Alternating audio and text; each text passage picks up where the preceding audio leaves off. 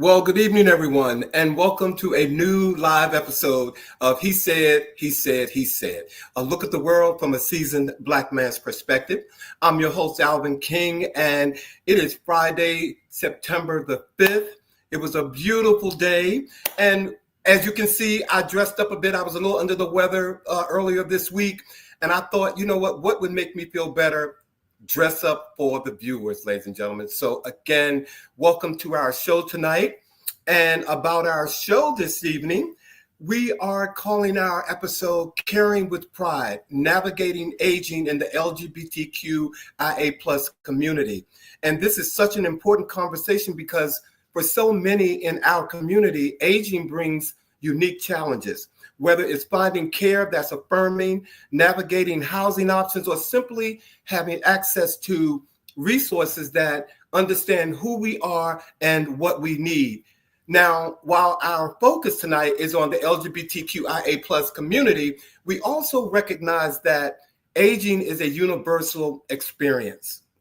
No matter your orientation or identity, we all share the need for dignity, support, and resources as we age.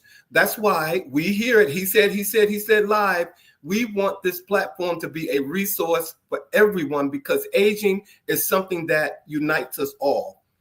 And at the center of tonight's conversation is an organization that I have come to love, Seabury Resources for Aging, an organization that models its work around four powerful pillars: good housing, good food, good community, and good resources. And to help us have this conversation tonight and unpack what Seabury Resources does, we are so honored to have with us Christine Bitzer, Program Manager for Care Management at Seabury Resources for Aging. Christine works directly with individuals and families to make sure that the older adults can age with dignity, independence, and support. And we're also joined tonight by Bridget Johnson, Outreach Community Partners Manager at Seabury Resources, who will highlight the many other programs Seabury offers. Programs that range from transportation for seniors to housing, to support for the visually impaired, and of course, initiatives that are specifically tailored for the LGBTQIA plus community. Together, we're going to talk about what it really means to care with pride and why organizations like Seabury Resources are so critical to the lives of our elders. We hope and we know that you'll not only gain insights tonight, but also be inspired to learn more about Seabury Resources and how they can support you, your loved ones, your friends, and your community, ladies and gentlemen. And, you know, I would be remiss tonight if I didn't say this before I bring on my partner in crime. September is recognized as Prostate Cancer Awareness Month, a time dedicated to underscoring the importance of early detection in the fight against one of the most common cancers affecting men. Prostate cancer, when identified at an early age, is highly treatable, with survival rates significantly increasing through timely medical intervention. Men are my brothers, you are strongly encouraged to consult with their healthcare providers about appropriate screening, including the PSA blood test or clinical examinations. These measures are particularly vital for men over the age of 50 and for those over 40 with individual risk factors such as family history or underlying health care or health concerns. Early detection not only saves lives, but also preserves quality of life. Therefore, during this month of awareness, let us each take a moment to encourage fathers, brothers, husbands, and friends to prioritize their health by scheduling their screenings. Prostate cancer awareness is not simply a matter of statistics, guys. It is a matter of protecting the lives of the men that we value most. So please get your screening. And thank you all for being here tonight. And I mentioned the word value, and I don't do the show without these guys. I really do value them. So if you all are ready, let's get on with the chat.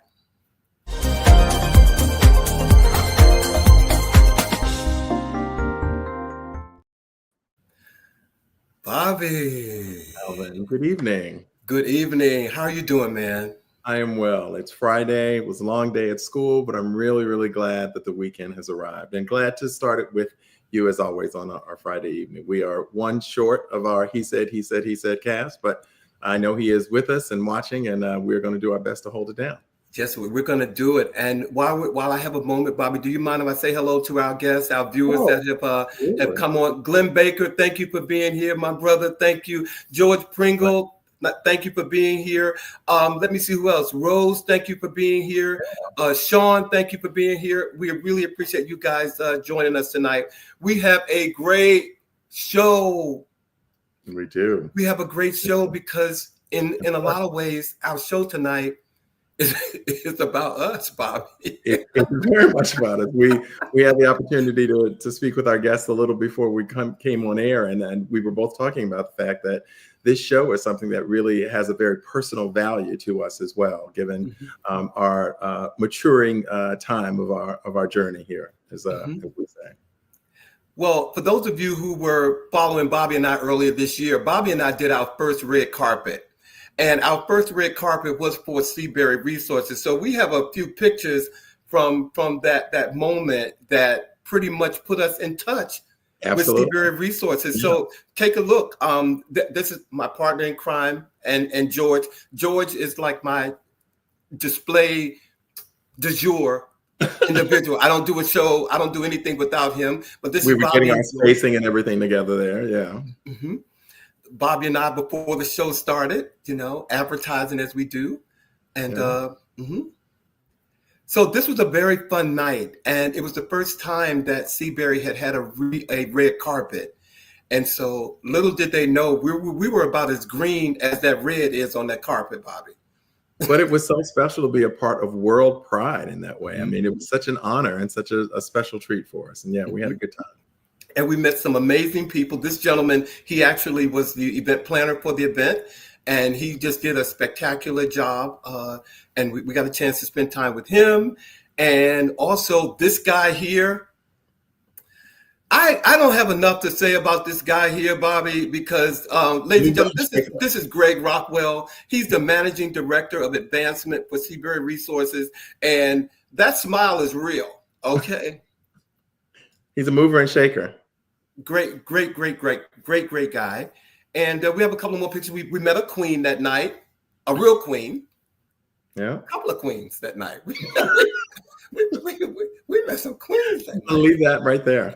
Okay. And this is me, trying to be debonair, there's Alvin. For the event, just a little touch, as I told our one of our panel members that I was an introvert. And then, she's seeing me do like that.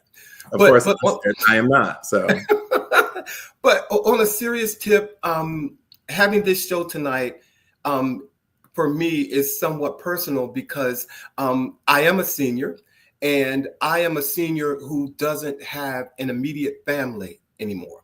All of my siblings have passed away. My parents have passed away, and though I have nieces and nephews, I am like I never imagined that I would be the sole person or the last person. So having an organization like Seabury Resources and know what they do and what they provide is somewhat personal for me.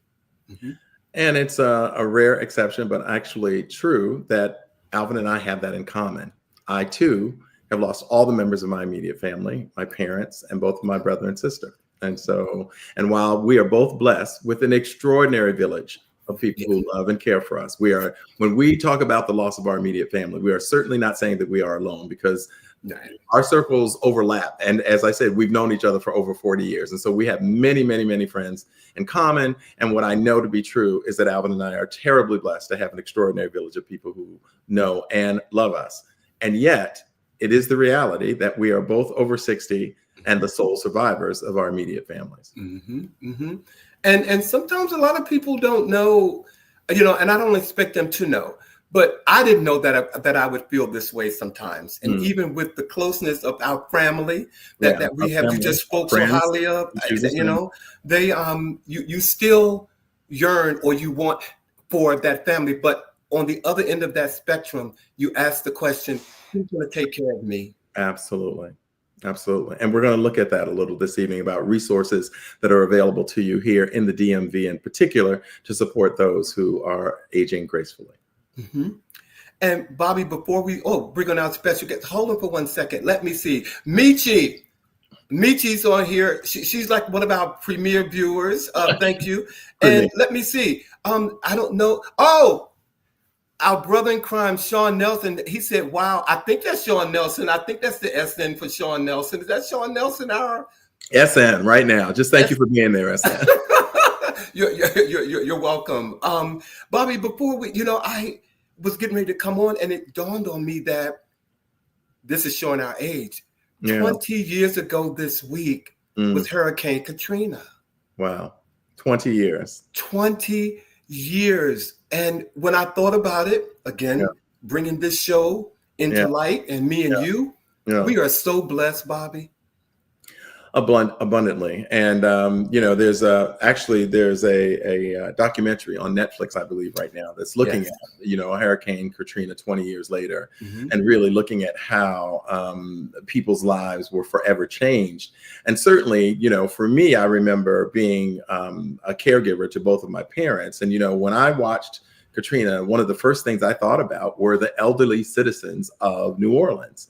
How do they just get up and go and move when people require, in the case of my mother, for instance, she required oxygen, pretty much 24/7. And so she had a machine here that was connected, through electricity to keep her breathing with ease. She had COPD. And I think about when something like that happens, and Sean is just indicating that he is, in fact, a Katrina survivor. My little brother. Yes, he is. Yes. You know firsthand what we're talking about. But, they looked at how the people were shuttled into the Superdome and all of that, and like without electricity. And you just know that elderly people can be vulnerable in the blink of an eye. Mm-hmm. Mm-hmm. Mm-hmm. And I just, again, I had to mention that because it brought up, in trying to stay on topic with tonight's show, I felt like this was like a thread that was going through some of what we're going to talk about because of the elderly people who were impacted by it. But there's also another component as we talk about LGBTQ, the LGBTQIA plus community. Mm-hmm. Some of us have had to take care of our elderly parents, as you have, Bobby, and they don't know how. They don't know how, because that doesn't come with a with a book, an instruction book. You know what I'm saying? Manuals for that one, man. It doesn't, and we know firsthand. May he rest in peace. Our earlier co-host Bosch, when we met him, he moved to Philadelphia to take care of his mother. And so I kind of through him learned so much about what he was doing and saw how strong that he was. Again, having an organization like Seabury Resources, you all need to hear what we have to say today. So thank you all for being here. And Michi has something to say. She too, soul survivor. Yep. Oh, Michi as well? Yes. Yeah. She lost her parents. She was, oh my God, not long before I met her actually. And she my parents essentially became her parents as well. That is one of the reasons we are as close as we are all these years later. Yeah. Wow. Well, to you and Sean, who have shared with us that you went through that 20 years ago. Again, you know where to find us. You can talk to us about anything. So you know where to find us. So absolutely. Bobby, are you ready to get on with the show tonight? Yeah, we've got some interesting guests for our viewers tonight who are going to share some important information. And Alvin and I have put together some questions that we think that many of you probably would be asking yourselves at this time. So yeah, let's bring our guests on. And please, you guys, get your fingers ready. Yeah, we're ready to hear from you. We're ready to hear from you. So, I already told you, I introduced her in my promo. So if you all are ready, ladies and gentlemen, please welcome Christine Bitzer. Hello, everybody. Hi, Christine. Hello again. Thank you for being here tonight, as we've been saying. Ladies and gentlemen, again, Christine has entered our living room. Okay, she's a sweetheart. So believe me, if you have any questions if you have any questions that you want to ask her, please go ahead. But Christine, I got a little icebreaker for you that I said to help you relax and stuff. So since you're in charge of care management, let me ask you, if you had to manage the care of one of those high maintenance reality TV stars, who do you think would keep you the busiest? Oh Lord. And don't worry that you won't be billed by the hour. Okay, so just let who just any of That's quite an icebreaker, Alvin. I didn't know what the icebreaker. He doesn't tell me either, so I didn't know what it was. So. And I told him that I have not watched much TV. I should have clarified. I rarely have ever watched those reality So how about Kim Kardashian? This is an old one, but the one that I can think of right off the top of my head. Your work is cut out for you. Girl, I was gonna say, good luck with that one. Okay, well, at least you'll be rich. Okay, because she would definitely keep you busy. So thank you, Christine, for indulging in my icebreaker. I appreciate you. So, all right, I do have the first question for you tonight. Also, Christine, with a lot of people here, they may not even know what care management really means. So can you take a moment to break it down for us? Basically, what does it actually look like in practice, and why is it so vital for older adults in the LGBTQIA plus community specifically? Yeah, sure. I think a good place for me to start is, and as you see, I talk with my hands. I talk with my cup. Okay. I just talk. The reason why I, as a social worker, because I'm a licensed clinical social worker, why I wanted to get into what then was called geriatric care management, also to show my age, because that name changed like 15 years ago. So, was because care managers really look at the whole person. When we are caseworkers, we tend to be boxed into things. Like a hospital case manager does a ton of work, but their work ends as soon as you leave the hospital. A care manager is that thread that you were talking about that goes through everything. So we get to know our clients as individuals, get to understand what's important to them, get to learn about what their goals are. And then we are kind of that continuity that goes through it all. The Aging Life Care Association is our national association. Typically, care managers are nurses or social workers like myself, although they might also be gerontologists. They might be former senior living community administrators, things like that. And our role really is to bring that professional objective guidance to individuals, because there isn't a roadmap. We have these books about how do you raise a child. And there are starting to be books about how to work with your parent. There's not a lot, we just don't know about it until we're in the middle of it. You're in the middle of it. That's right. That's right. Until the crisis happens. Right. So the other thing that I think is important to say is that aging life care professionals should have expertise in kind of 8 different areas of a person's life. These include the obvious ones. Like, of course, we are kind of the advocates in the medical setting. We help the doctors connect to one another, help to make sure that they're getting to the appointments that they need to get to, the mental health, the cognitive status, things like that. But also the financial. What is this going to cost you? Who's going to pay for it? Right. And most of it is on your own. So what are the options that are out there with regards to, financing this? Housing options.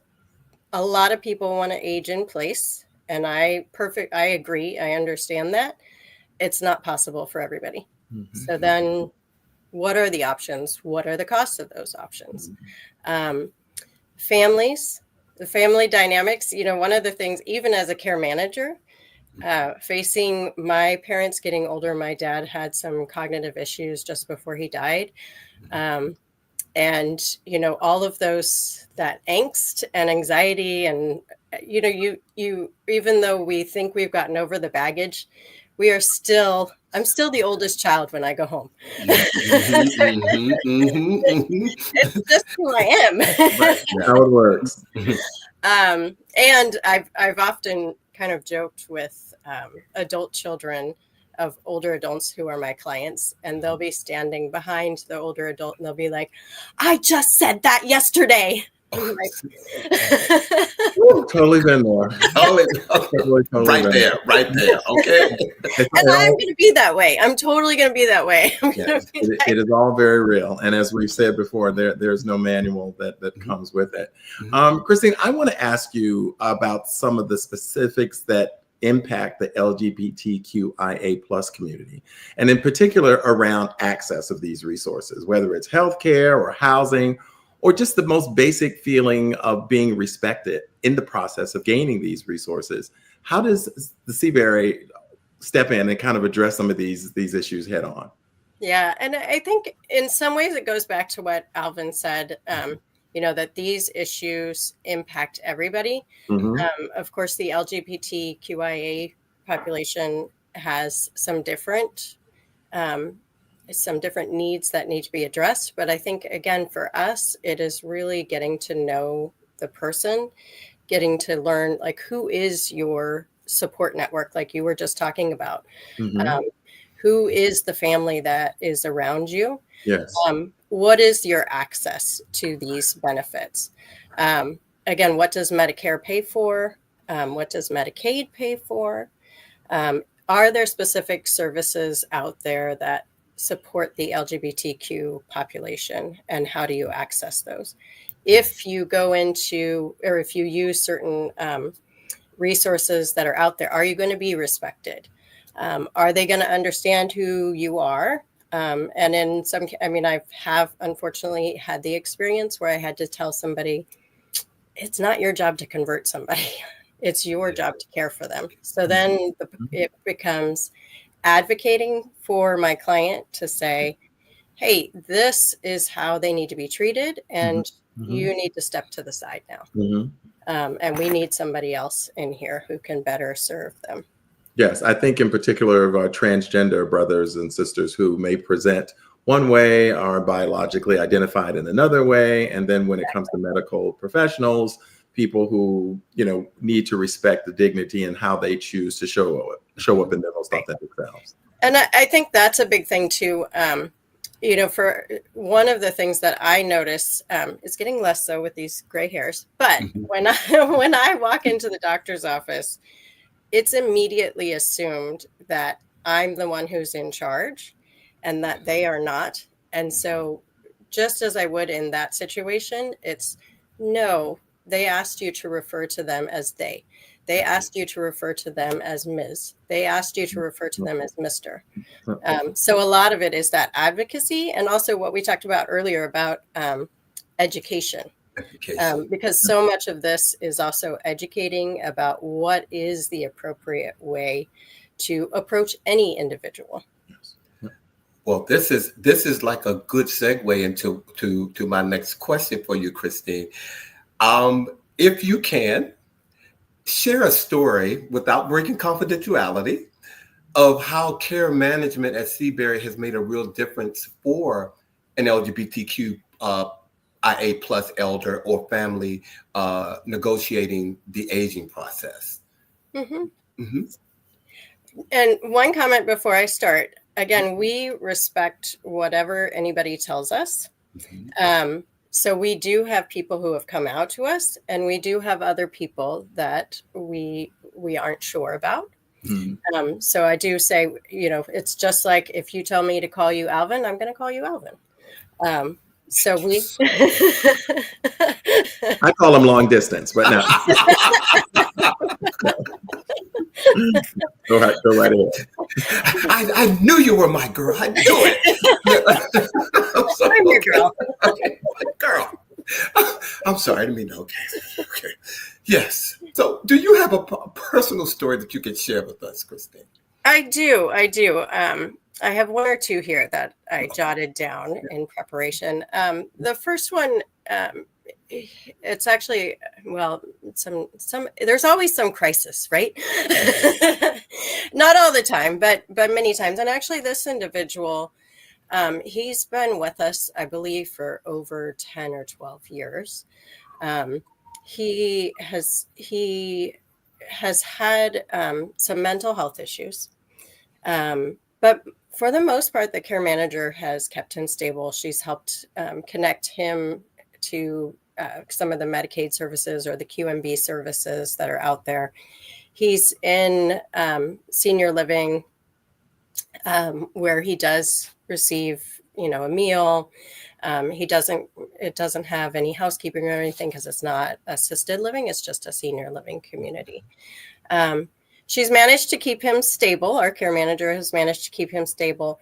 But just this summer, actually, he was diagnosed with ALS.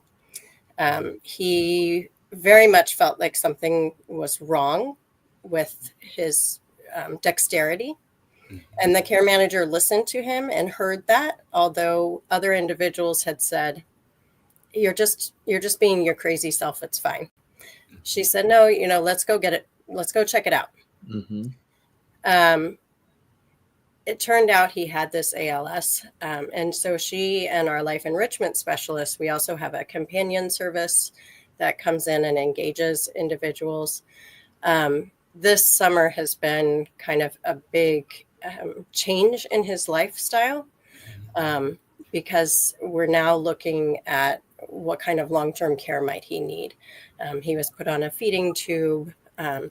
He had to, clear out some storage units because he had a lot of stuff that he needed to downsize. Mm-hmm. And the care manager has been there to hold his hand, guide him through it, to help his circle of individuals understand this is what he needs. This is what his mental health situation needs for him to understand what's going on and to come to terms with that.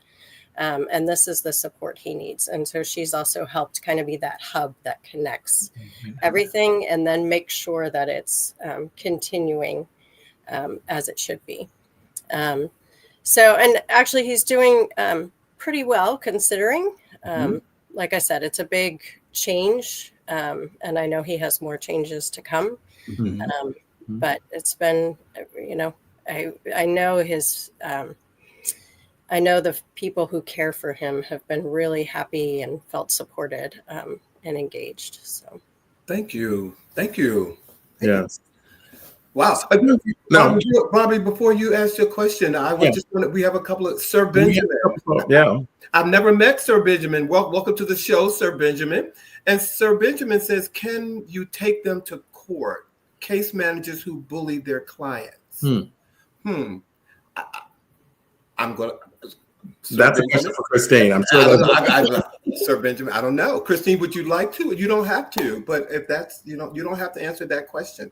But that's a question that even makes me lean forward. So. Yeah, I hope I answer it correctly because when I see that, I see two different potential questions being asked there. So I'm going to ask them as I see them. And if it's not, I'm sure there can be some clarification. So interestingly enough, we do sometimes work with guardians and conservators. So individuals who are no longer able to make their own decisions and don't have a power of attorney. Hint, hint, hint, you need a power of attorney set up. Sometimes we do have to appear in court with them. In our organization, we don't tend to be the individuals who through the court go in and do the assessment and the evaluation. That is a part of what we do, but we don't do it for the court system at present.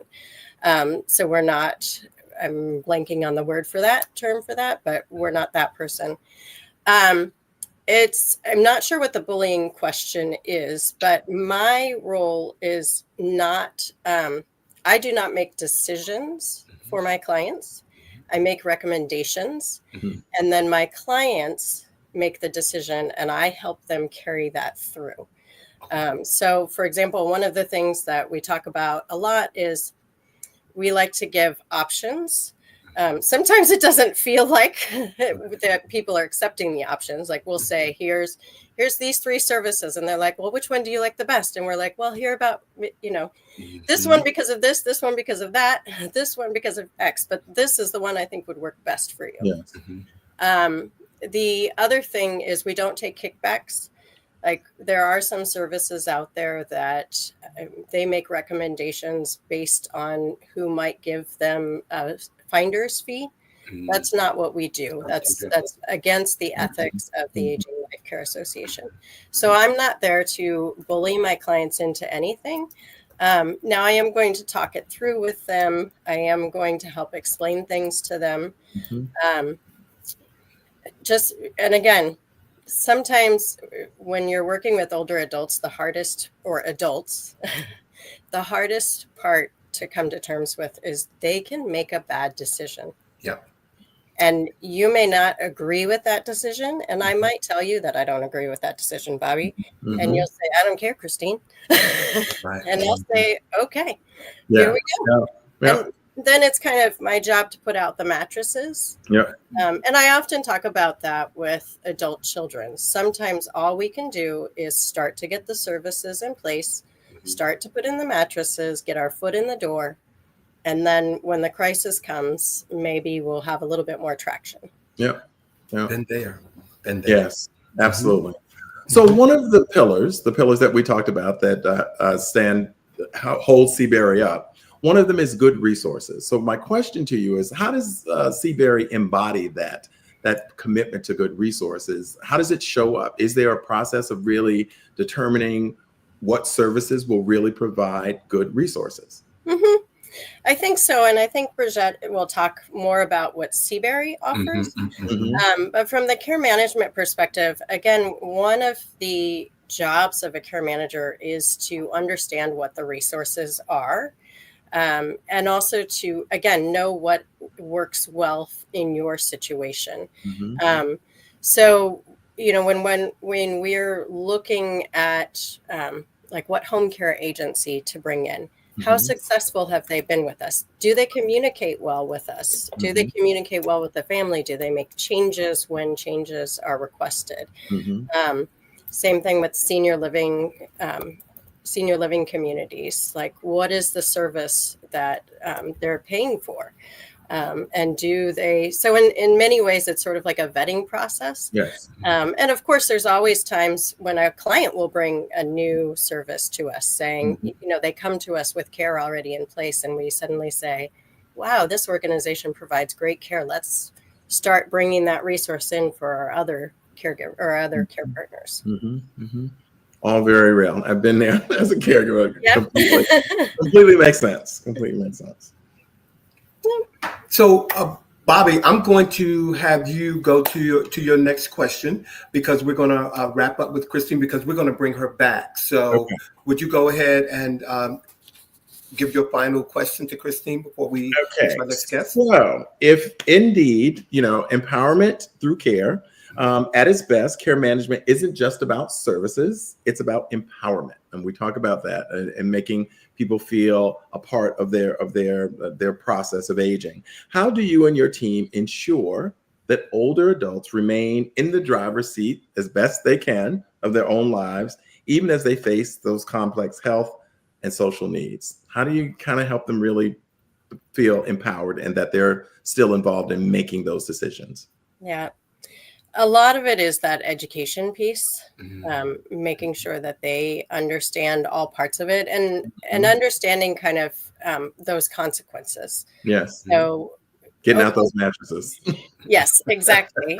Like, okay, you don't have to have somebody in the home, but here are some things that could happen. You don't have to have a daily money manager who will help you manage your budget, but here is what's out there. Here are the alligators out there trying to take away your money. So it is educating, it is explaining. It's also getting to know them as a person. Like that is probably 95% of our job, is to really understand who you are. One of the care managers, trust. Yes, exactly. Exactly. The care manager who's been with us the longest, I as a manager, I still carry a small caseload, but I mostly do consultations and assessments. But I read everybody's notes. And one of our care managers, she has a client, or had a client, excuse me, she's since passed away. She loved drinking a Coke, and she lived in, at the end of her life, in a nursing home, unfortunately. Martha would bring her a Coke every single time and some hard candies that she wanted to share. And then another care manager, Michelle, would always turn on the classical music station and would say, you need to turn this on. This is what she likes. This is what makes her go. So, and sometimes it's trial and error, because we do have some clients who have aphasia or who have other voice limitations that they can't really express themselves. So sometimes it's a matter of, let me try this, see if it works. Okay, that did not work. Let's start again. So yeah, it's really about getting to know the person, educating them, giving them the choice. And one of the things that I love about this is I know my client as my client is. I have no, I don't know who they were before they became an older adult. I don't know who they were before they had dementia. So I love them as this person with dementia. And sometimes it's educating the family about that too. Just saying, it's okay.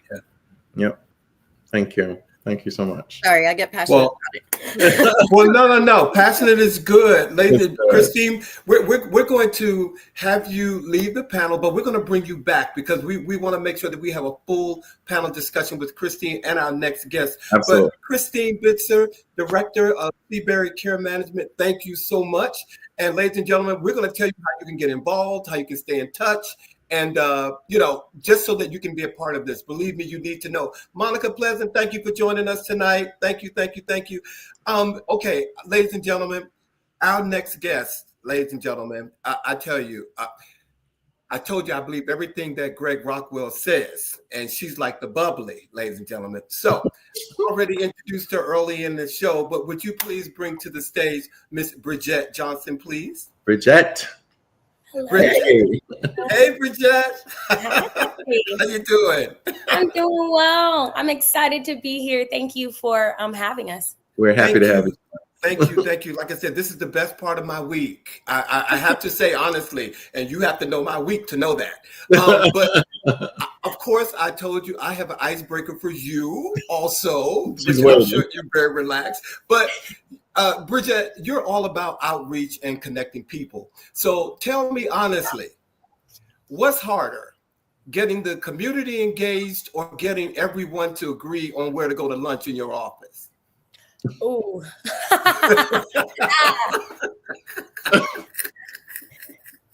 Probably getting everybody together for lunch. We look forward to that. See, because you look like the type of person who can rally a community, okay? I'm just going to say that right now. Definitely. I see it. But thank you for being here and indulging me in my icebreaker that I didn't tell Bobby about. I never know what they are, so I'm learning this as you learn. So, Bridget, you're here to talk about the foundation of the pillars. And at Seabury, Seabury's mission is built on these 4 pillars: good housing, good food, good community, and good resources. Yeah. Bridget, take a moment to start by giving us a big picture sense of how these 4 pillars guide the work Seabury does with older adults. Yes, definitely. Seabury's mission is really to provide personalized, affordable housing and services that help older adults in the DC area. So all of those things go together. It's like a chain link. If you don't have good housing, safe, stable housing, then how can you have good food as well? How can you build community, and how can you get access to these resources, right? So it's really important that we have all 4 of those pillars because they work together.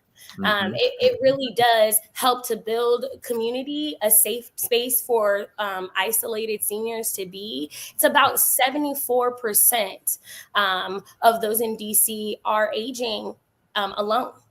And so that's a really big thing. And even if you think about that even more, there's an even larger percent of them that are LGBTQ, right?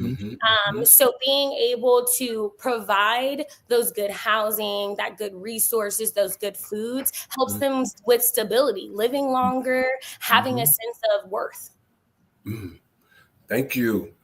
You Big mentioned picture, that. ladies and gentlemen. Amen. Amen. Thank you.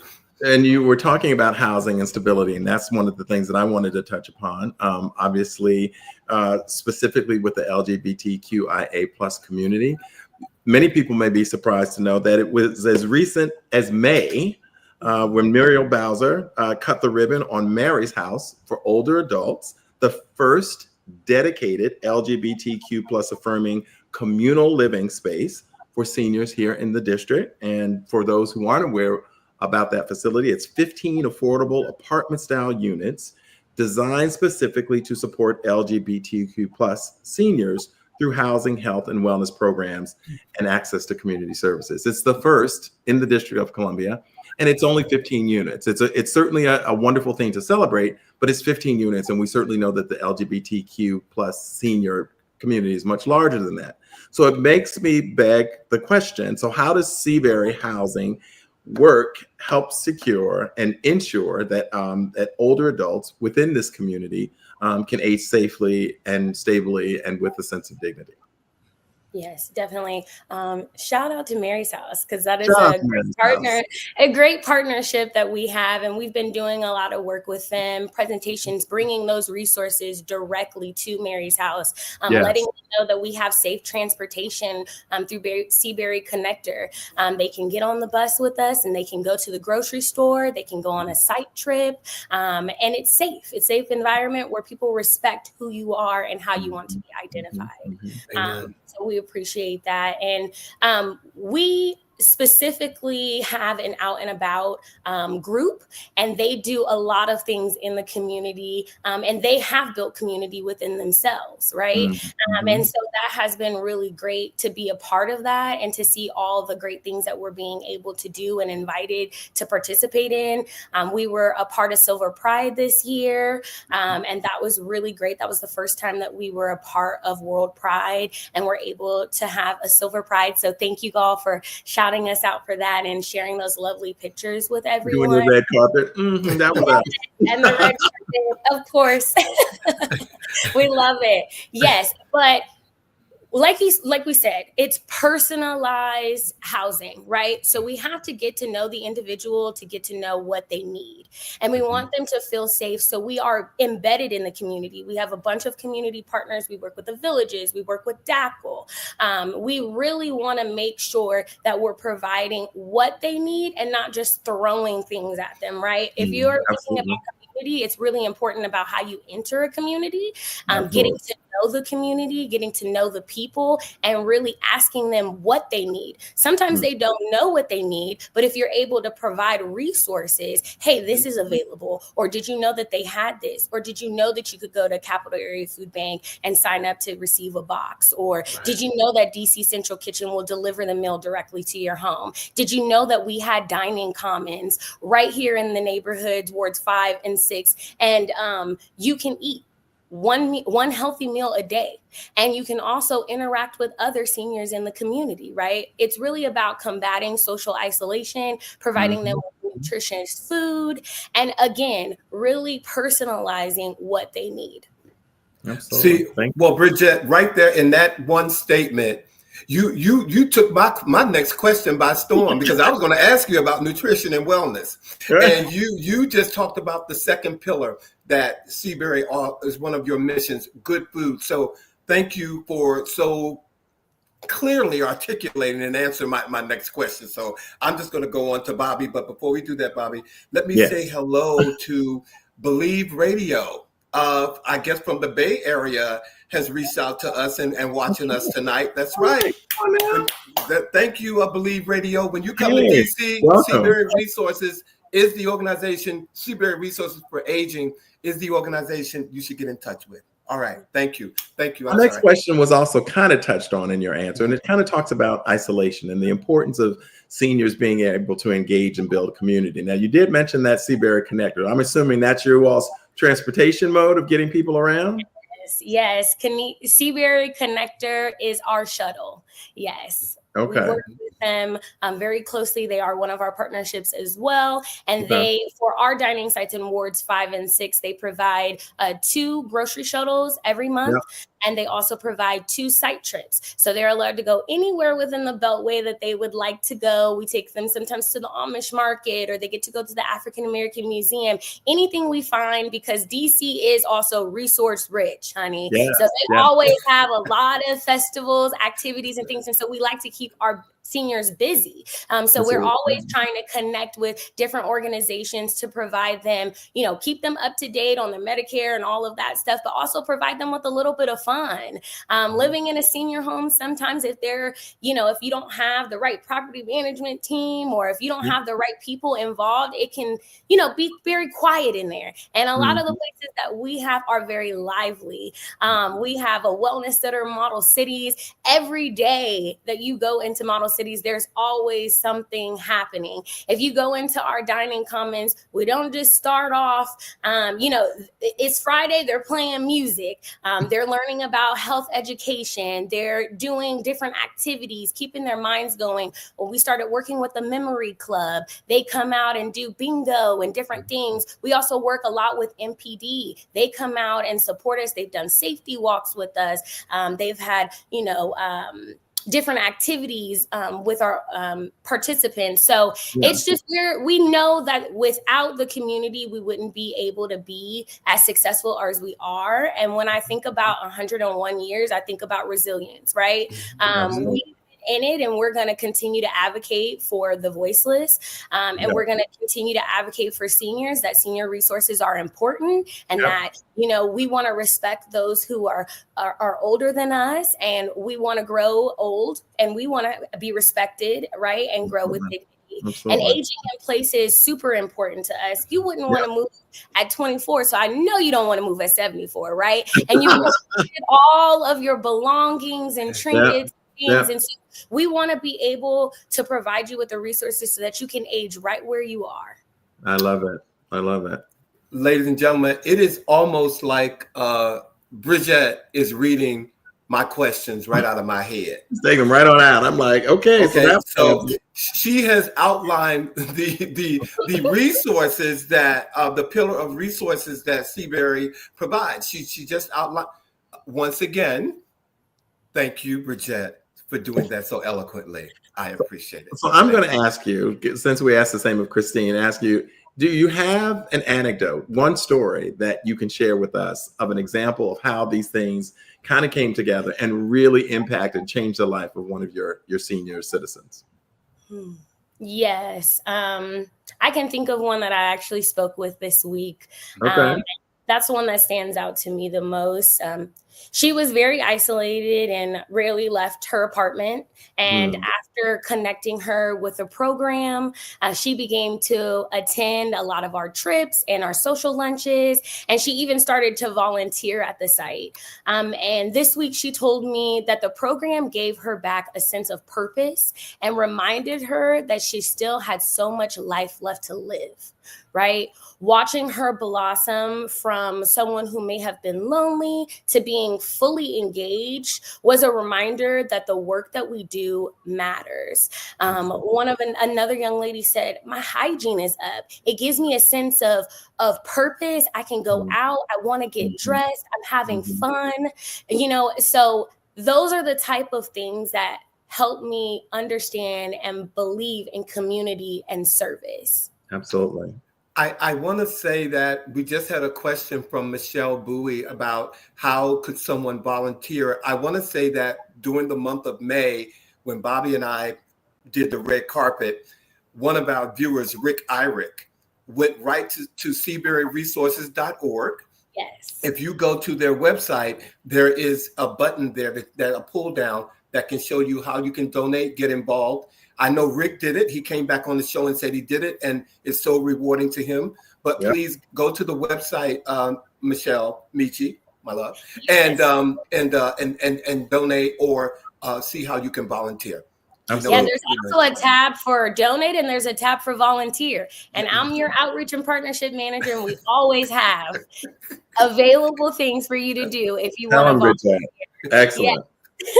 We can make sure that the two of you guys connect. In fact, there's someone that's very near and dear to me that I'm thinking about who may be able to benefit from Seabury resources, who lives near and dear across the street, I should point out, that may be able to benefit from Seabury. So that's excellent. That's really excellent.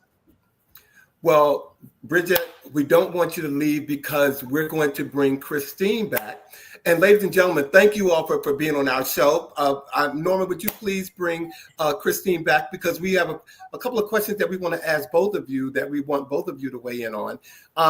Again, this show, I've been waiting for it all day. It is so enlightening to me. So again, I'm going to thank you until you get off the screen. Thank you so much for being here. This really means a lot to me. So yes. Christine and Bridget, you can both weigh in on this. Looking ahead, what do you both see as the future of aging services in the DMV area, especially when it comes to meeting the unique needs of LGBTQ elders? Christine, you can go first. Okay. One thing, I was actually just talking with one of my colleagues and friends about this the other day. The services that are available in the DMV, especially for the LGBTQ community, it's really on people's radar. Things like Mary's House, thanks for mentioning that, because I had meant to say something about that as well. That is... He said. Exactly. That is super exciting. Like, I cannot imagine. I'm hopeful that will happen elsewhere in the United States, but I feel like that's just the beginning. That there will be other communities like that. SAGE, they have their education session for individuals to become SAGE certified, indicating that they understand, they've learned about. Hopefully, they've gained some cultural understanding of the LGBTQ community, how to help them age with dignity. So I'm very hopeful. I do think there will be more resources out there. I know that the Out and About program, a lot of my job as well is outreach, and we serve clients not only in DC, but Montgomery County, Prince George's County, and in Northern Virginia. And the Out and About program is what everybody asks about. We just need to find a grant that will take it into those communities. But that's what people are excited about, is they want that community, they want that interaction, and they want it for the Silver Pride. So that's kind of my response. Well, we're going to keep our fingers crossed. How about you, Bridget? Definitely. I'm thinking about resilience. There's a lot going on in the world, but we all have to age, and we want people to respect us and love us and be well taken care of, right? And so I don't think that that's going to go away.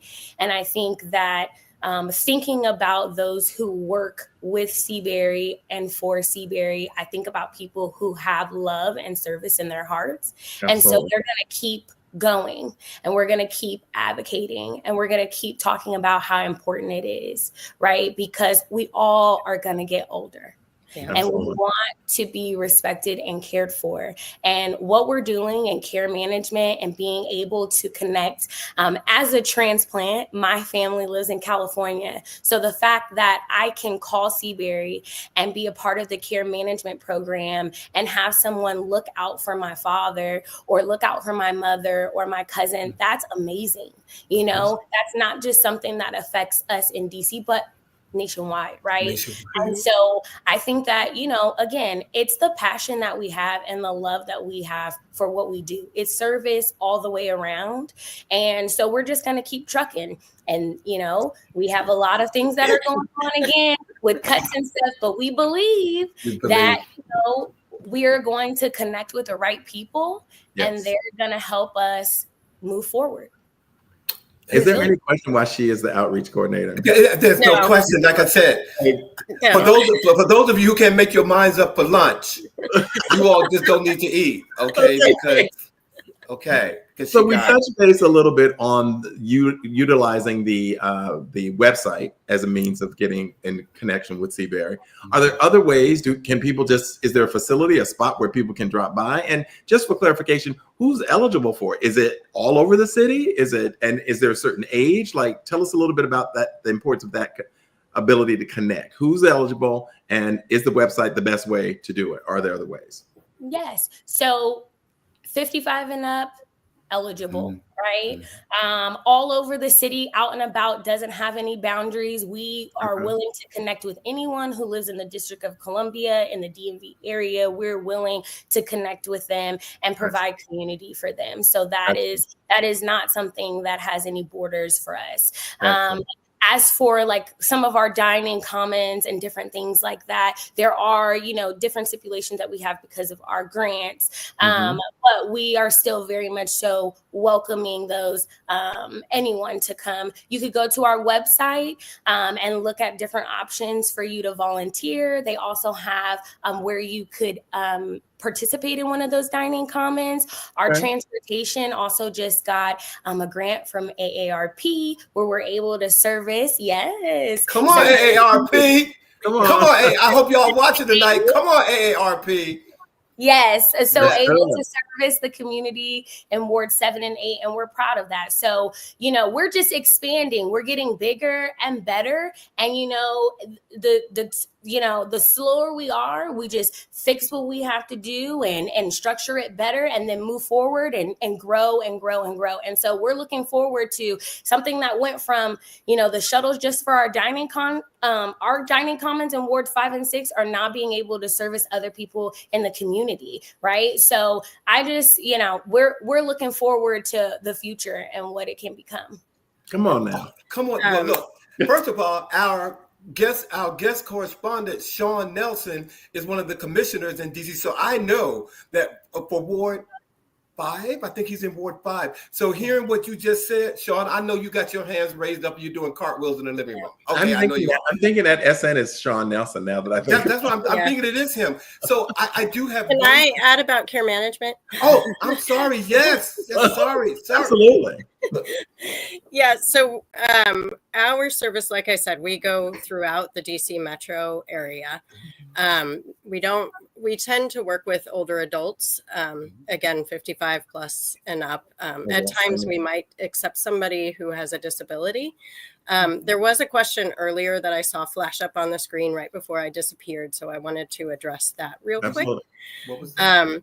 So care management is a fee for service. It isn't covered through insurance and other things. It tends to be private pay.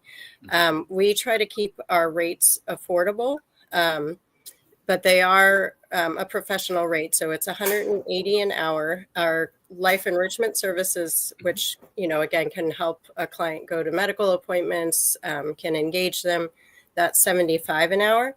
But one of the things that makes CBERI unique and kind of wraps back into that is that 20% of our hours come from are funded through our equity fund. So we always make sure that as people spend down or different members of the community, we try to have slots available that we can reduce that fee down even further.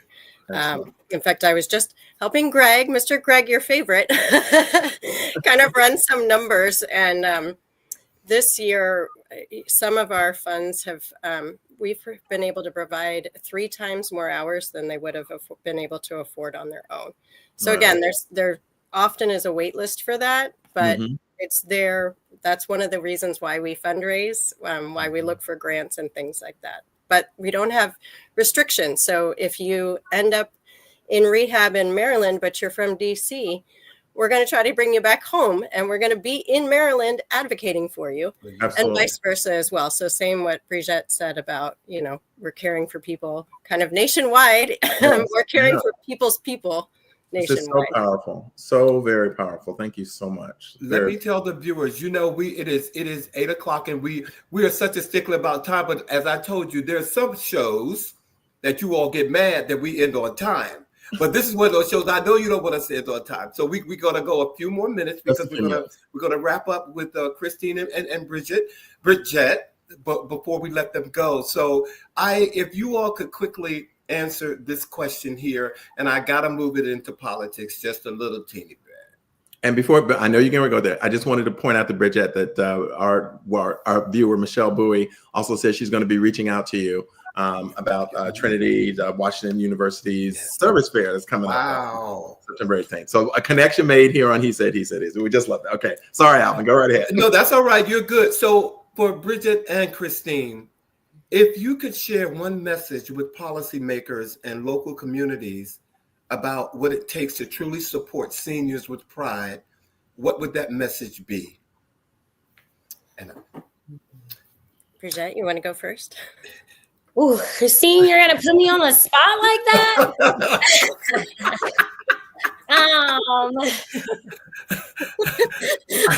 Somebody told me everybody has a plan until somebody hits you in the face. So, okay, I let Christine went first the last time. So, okay, so I'll be fair. I'll be a team player. Okay, there you go.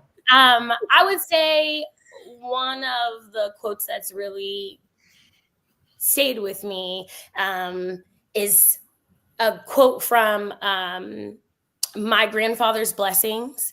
It's a book that I love by Dr. Rachel Remen.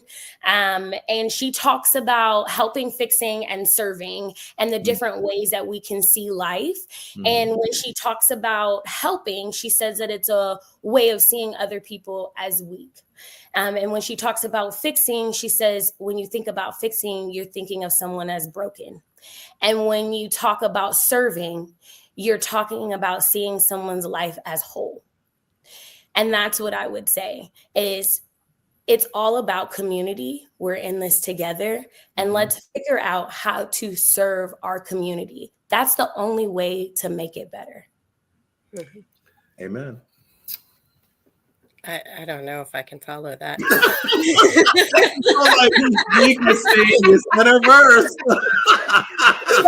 But the one thing I would say that you all already said, yes, we are all going there. We're all going there. There is no way out of here unless you go through the aging process. Right. There's only one alternative, and that's not getting older. So exactly. True. So let's, like Bridget said, let's take care of one another. Let's be a community. Let's be a nation. Yep. And take care of one another. Absolutely. Well, first of all, as I told you, I am on cloud 200 now because Bridget Johnson and Christine Bitzer from Seabury Resources has blessed He Said. So thank you both for being here. We're going to close the show with you, but we're going to have you go backstage, and then we will bring you back so we can formally close the show. But ladies and gentlemen, put some clicks up in there for Bridget Johnson and Christine Bitzer from Seabury Resources. Go ahead and participate. Okay, that's it. Yes. Thank you. Oh my goodness. Hey, Emerson, thanks for tuning in tonight. I see you. Hey, Emerson. Hey, Katura Johnson. Thank you. I love that name right there. Tahira Wiley. Rose, thank you so much. Thank you all for being here. Well, ladies and gentlemen, before we let you go, thank you all for hanging with us. Oh my goodness. You know, some shows we just got to take beyond the time. But next week on September the 12th in our We See You, we're bringing back a brother who's young, gifted, and Black. He is breaking boundaries, and our show is The Creative Impact of Calvin Michaels. You all have to sing. He is a triple threat in many ways. And so you all will have to tune in. I'm telling you, young, gifted, and Black. Calvin Michaels will be here with us next week. And I know you all, unless you're living under a rock, you all must know. If you're our age, I know you've touched something by this person I'm about to talk about. Yeah. Giorgio Armani passed away this week. So, Bobby, take it away. Yeah, this is a heavy one for us. This is a fashion icon. Today we pause here at He Said, to honor the extraordinary life of Mr. Giorgio Armani, a visionary whose elegance, innovation, and artistry reshaped the very contours of modern fashion. Born in Piacenza, Italy, on July 11th, 1934, Mr. Armani founded the House of Armani in 1975 and transformed it into an international respected empire, one defined by timeless tailoring, quiet luxury, and a pervasive sense of refined sophistication across clothing, fragrances, home design, and more. He passed away peacefully on September 4th, 2025, surrounded by loved ones after a lifetime spent tirelessly nurturing his creative vision and leading his company as both CEO and creative director. Giorgio Armani was renowned for pioneering a minimalist aesthetic that softened masculine formality and redefined women's power dressing for generations. His unstructured jackets, muted tones, and impeccable tailoring came to symbolize the understated elegance of the 1980s and beyond. His influence extended well beyond runways into the hearts of Hollywood red carpets, cinematic costume design, and global lifestyle culture. Armani's creations became a universal symbol of sophistication, favored by icons and embraced by aspiring stylists alike. As we remember him, we also acknowledge the wave of tributes from across industries. Fellow designers like Donatella Versace, luminaries of film and fashion, and global leaders, all paying homage to Armani's legacy of creativity and cultural impact. Though he is gone, his spirit endures in the elegance he defined, the artistry of champion, and the lives he inspired. May his commitment to artistry, refinement, and integrity continue to guide and uplift the world of fashion and beyond. Thank you, Giorgio Armani, for your immortal legacy. Thank you, Giorgio Armani. Thank you all for letting us share this story with you. And if we could bring our special guests back to the panel, so we could say goodbye to them formally, and also share our words of the week from He Said, He Said, He Said. Aging gracefully means being flexible, being open, allowing change, enjoying change, and loving yourself. And if you can't do that, like RuPaul said, if you can't look, I'm not going to quote it because she'll get me. Okay, but love on yourself. But I want to say once again, thank you, viewers, for joining us tonight, and especially thank you to Seabury Resources for aging. For being here tonight, and our special guests, Christine Bitzer and Bridget Johnson. Yes. Thank you all for having us again. Absolutely. Thank you. Well, ladies and gentlemen, it's about that time. We got to go. So we will see you all next week on a brand new episode of He Said, He Said, She Said. Okay. All right. She said tonight. Thanks, everybody. Take care now. Have a great weekend. Bye.